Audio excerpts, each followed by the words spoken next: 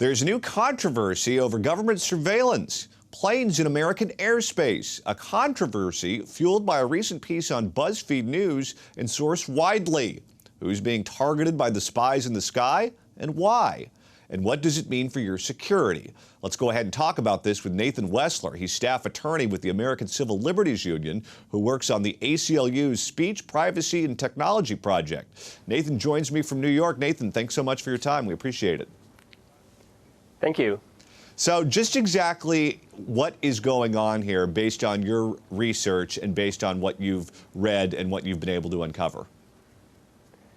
Yeah, so we now know that the FBI, as well as other federal law enforcement agencies, the Department of Homeland Security, the U.S. Marshal Service, and others, maintain large fleets of airplanes that they use for aerial surveillance over U.S. cities and the rest of the country. The ACLU uncovered some of these records in our investigation of surveillance flights by the FBI over Baltimore during the protests following the killing of Freddie Gray.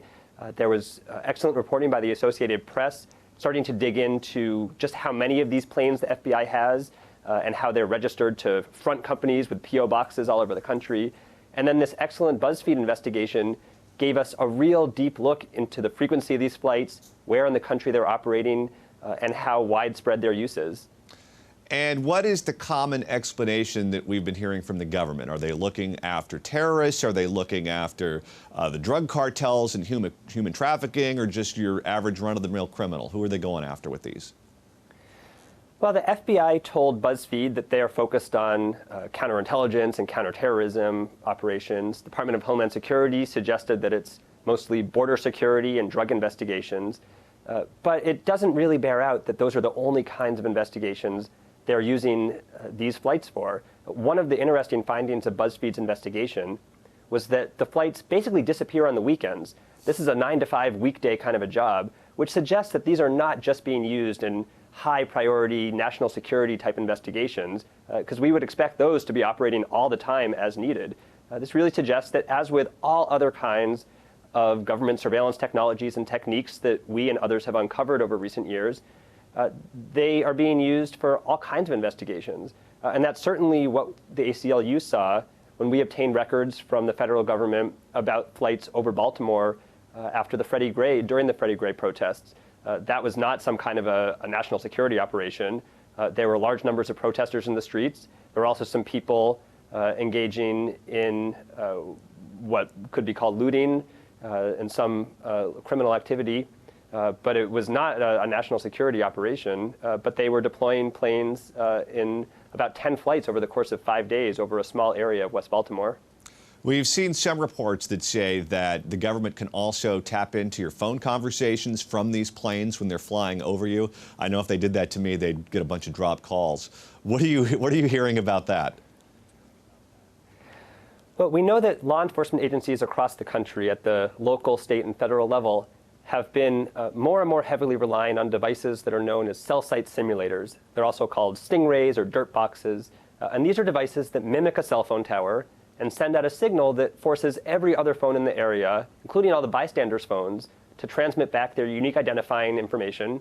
And then by virtue of those transmissions, these devices can very precisely locate phones.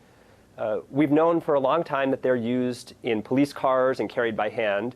And we've learned recently that they're also mounted on aircraft. We know the FBI uses them, although the FBI says it hasn't used them very much. We know that the U.S. Marshal Service has used them a large number of times in flights over dozens of U.S. cities.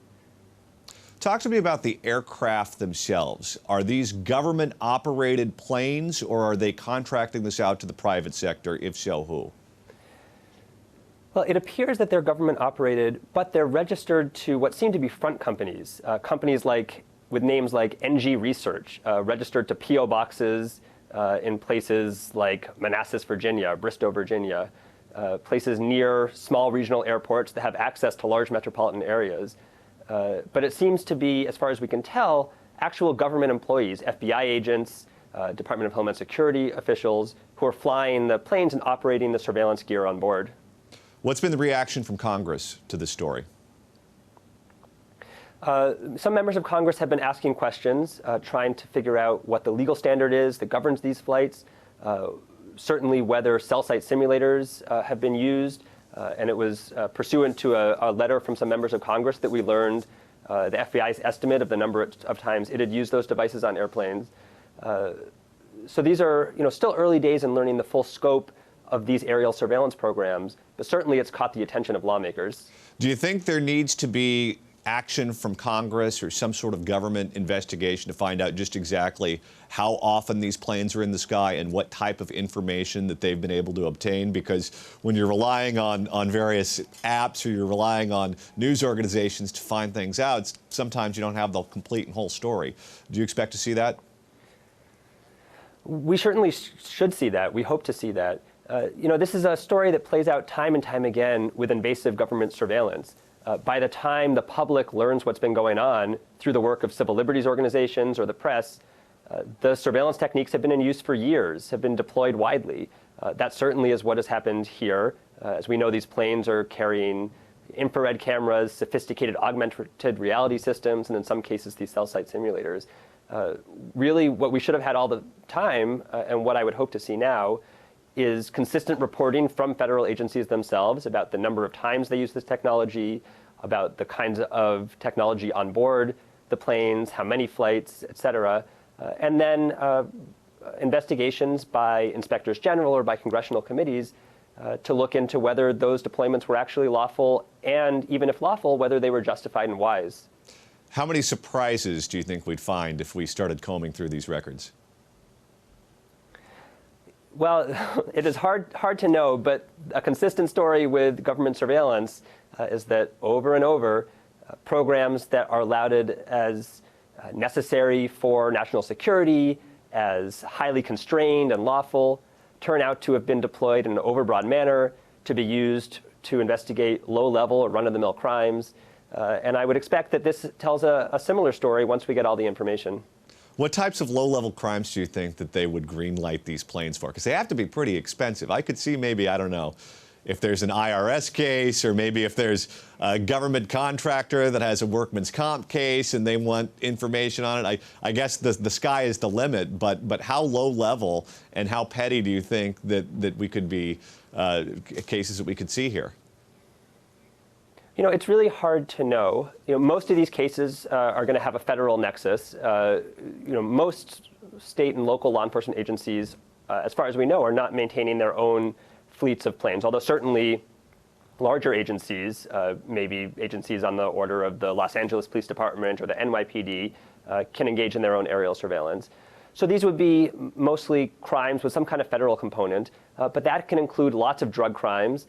And in this country, we're engaged in a pretty robust debate about how best to enforce the nation's drug laws and when is enough enough. When are we spending too many resources trying to lock people up who have only a small part in some of these drug enterprises? All right, Nathan, thanks so much for your time. We appreciate it. Thanks very much.